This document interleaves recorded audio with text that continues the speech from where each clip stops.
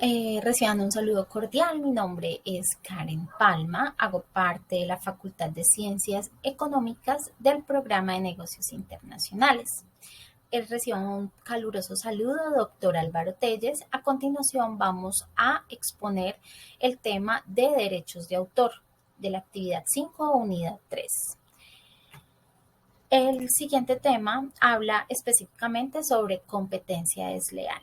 Y la pregunta sería, ¿qué es la competencia desleal? Bueno, inicialmente vamos a hablar que la competencia desleal está regulada bajo la Ley 256 de 1996 y básicamente tiene como objetivo garantizar la libre y leal competencia económica mediante la prohibición de actos de mala fe y conductas de competencia desleales que se puede presentar en varias situaciones y realizadas en un mercado específico de forma recurrente, donde se buscan ventajas competitivas desleales para aumentar o mantener la participación en el mercado, ¿verdad? En búsqueda de proteger, de regular y garantizar la presente ley, pues tiene como finalidad el hacer respetar en todas sus acciones y con el principio de la buena fe comercial, esto nos permite garantizar la libre competencia entre comerciantes. A continuación voy a resaltar los artículos que especifican los actos de competencia desleal. Vamos a ver los siguientes artículos. El artículo 8, actos de desviación de la clientela. Se entiende que ocurre cuando se ha utilizado malas prácticas como mintiendo o esparciendo rumores negativos respecto a la competencia para que el cliente decida no comprarle más a el vecino. Un ejemplo claro puede ser cuando trabaja una persona en cierta compañía, digamos que de seguros, y decide abrir su propia compañía. En este caso, esa persona se puede llevar o decide llevarse sus clientes que manejó en el tiempo o llevarse también bases de datos que la empresa decidió confiarle para que hiciera su trabajo. En el momento de llevarse estos clientes, pues básicamente lo que hace esta persona que decide empezar su negocio propio de seguros es hablar mal de la competencia para llevarlos a otra empresa, ¿ya? Esta puede ser un ejemplo muy claro de la desviación de clientela, ¿verdad? El siguiente artículo del que vamos a hablar es el artículo 9 sobre actos de desorganización y hace referencia a las prácticas o acciones encaminadas a desorganizar a la competencia. Un claro ejemplo podemos verlo cuando dos empresas, una de ellas decide de manera mentirosa o para realizar cierto sabotaje perjudicando a su competencia, hablar mal de la misma empresa. Por ejemplo, decirle a los mismos empleados de esa competencia es que ahí no pagan las prestaciones, son impuntuales, venga, trabaje aquí con nosotros, ¿sí? De cierta manera desacomodar o inestabilizar a los empleados, perdón, y crear de cierta manera este malestar o este ambiente laboral negativo para la empresa. Entonces, ahí podemos ver un claro ejemplo. El siguiente artículo, artículo 10, actos de confusión. Un ejemplo muy claro podría ser la desinformación, ya que pues se utiliza para confundir, para crear opiniones negativas que perjudiquen y pues confundan al comprador o al consumidor. En este caso vemos en la imagen varias opciones de ejemplo. Una de ellas podría ser un comerciante que decide emprender en bolsos, pero de manera imitando, haciendo plagios a una marca famosa o reconocida. El consumidor termina confundiendo este bolso y pues le da prioridad a comprar la marca plagiada. Entendemos que por imagen puede ser un producto muy parecido, pero por calidad probablemente no de los estándares. Entonces, aquí podemos entender que en este acto confunde al comprador y pues esto puede hacer que dañe también la imagen de la empresa. En el artículo 11 podemos ver actos de engaño. En este artículo pues clasifica como engaño lo que conocemos publicidad engañosa, que es una palabra más conocida, más popular, donde se promociona un producto con prestaciones que no tiene realmente. Y uno de los ejemplos que podemos ver es el de el laboratorio Genoma, que es un ejemplo que se vio hace un tiempo, donde pues la Superintendencia de Industria y Comercio decretó las medidas cautelares judiciales, ya que encontró que en la frase Cicatricure crema eh, tenía un 76% de mejoría en las arrugas, cosa que pues no tiene ningún respaldo científico, y esto hizo que pues tuviera una sanción. ¿Sí? Por las frases contundentes que se ponen en el momento de publicar o publicitar un producto donde pues no tiene ningún respaldo científico, y pues las personas terminan comprando estos productos creyendo que pues van a ser productos milagrosos, como también se escucha en el gremio estético, ¿sí? Donde dicen que te van a quitar menos años, donde te van a poner, te van a ahorrar, pero realmente eso no es así. El artículo 12, siguiendo, nos habla sobre actos de descrédito. En este artículo, pues, descreditar a la competencia para hacerle perder clientes es una práctica muy común que está pues realmente prohibida. Un ejemplo claro puede ser en la disputa entre el gremio de Uber y taxi, donde para que Uber entrara al gremio, empezó a desacreditar a los taxistas, y eso se escuchaba bastante, donde pues uno de sus argumentos era que los taxistas, utilizar el servicio de taxis era inseguro, las tarifas eran mucho más altas, los taxistas robaban a la gente cuando de pronto no eran de esa ciudad, en fin, y esto hizo que Uber entrara por un ladito y por otro ladito a este gremio, ¿verdad?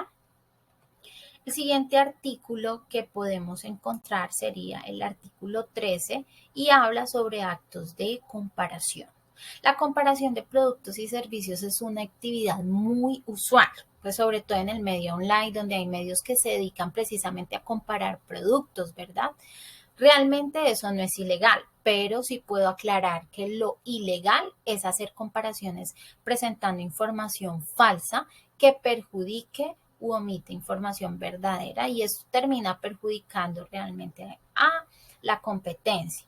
Muchas veces vemos que la publicidad que se hace es con el fin de dañar la imagen de la otra empresa, y pues encontré varios ejemplos de Coca-Cola y Pepsi, de McDonald's y Burger King, en fin. Listo. El siguiente artículo, que es el artículo 14, y nos habla de los actos de imitación. En la imitación de productos y servicios no está prohibido, y de hecho es necesario para la transparencia del mercado, para evitar los monopolios, ¿verdad? La sana competencia. Pero la imitación exacta del producto y la presentación pues se considera desleal realmente cuando genera confusión acerca de la procedencia empresarial, y pues esto daña de cierta manera las ventas y la reputación. Un ejemplo muy claro en Colombia también sucedió por la Superintendencia de Industria y Comercio sancionó por 200 millones a la empresa Alpina con el producto Jobs, ya que esta empresa realizó actos de imitación contra la empresa de lácteos Danone con un producto llamado Actimel que tiene esta empresa. Ellos intentaron imitar varias piezas de publicidad con el fin de obstaculizar su ingreso en el mercado. Recordemos que Danone pues no es una empresa colombiana, es una empresa internacional que estaba tratando de intentar entrar o entró en su momento al comercio colombiano, y Jobs se adelantó promocionando este producto con bastantes similitudes en la parte comercial.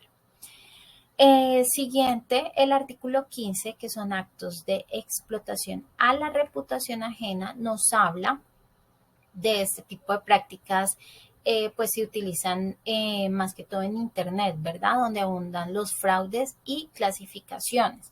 Podemos ver un ejemplo claro donde la superindustria dicta sentencia judicial por competencia desleal contra Comcel y Telmex, ya que ellos usaron la imagen de la selección Colombia, ¿sí? Y en su tiempo, pues, para promocionar el fútbol de la Federación Colombiana de Fútbol, perdón, ellos utilizaban el logo en todas sus publicaciones. Lo que hicieron, pues, claramente fue establecer una decisión judicial que, pues, ninguna persona podía usar esta marca registrada, que es la Federación Colombiana de Fútbol, y sin autorización previa, obviamente. Siguiente, artículo 16, violación de secretos. Divulgar los secretos de la competencia o hacer a ellos mediante espionaje se considera un acto de competencia desleal. Bueno, un ejemplo también fue el de uno.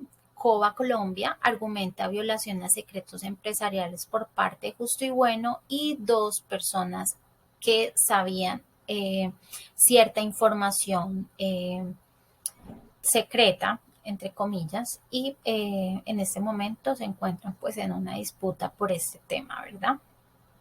Perfecto. A continuación vamos a hablar sobre la propiedad intelectual. Entonces, como decía, la propiedad intelectual se encarga de las creaciones del espíritu en las que queda plasmada la personalidad del autor, tratándose de creaciones únicas y no producidas industrialmente o en serie. Es por ello que nos referimos o me refiero a sus derechos como derechos de autor. Las creaciones pueden ser obras literarias, pueden ser artísticas, como novelas, poemas, obras de teatro, también podemos ver películas, músicas, obras de arte, dibujos, pinturas, fotografías y esculturas o diseños arquitectónicos, así como las reglas para juegos y los programas de ordenador. Los derechos de autor nacen con la creación de la obra y es muy conveniente contar con pruebas de autoría lo suficientemente sólidas. Con estas pruebas de autoría nos serviría el caso de que alguien viole esos derechos. A continuación, la propiedad intelectual se divide en dos categorías. La primera categoría se divide en dos categorías, propiedad industrial. En esta parte, la propiedad industrial protege las creaciones relacionadas con la industria. Solo mediante el registro de estos intangibles creamos los derechos de exclusividad asociados a ellos, pues es decir, su registro es constitutivo. De ahí que una vez registrado utilicemos el símbolo R, como lo vemos en la imagen. Los derechos de propiedad industrial tienen un alcance territorial determinado y es necesario inscribirlos en todos aquellos territorios en que se quiera ejercer. Además, están limitados en el tiempo. 20 años para las patentes, 10 para los modelos de utilidad, 25 para los diseños industriales y 10 para las marcas, que además son los únicos que no extinguen, ya que pueden renovarse por el mismo periodo indefinidamente. Hablando de la propiedad industrial, pues se subdivide en tres categorías. En esta serían la patente, que es la invención de un producto o proceso que tiene la incentivación o la creación y una recompensa material. La marca, que es un signo distintivo que indica que determinados productos o servicios han sido elaborados ya sea como una persona, por una industria o por un grupo de personas, y esto les permite a los consumidores identificar si estos productos o servicios se ajustan o no a la calidad de sus necesidades. Y por último, el diseño industrial.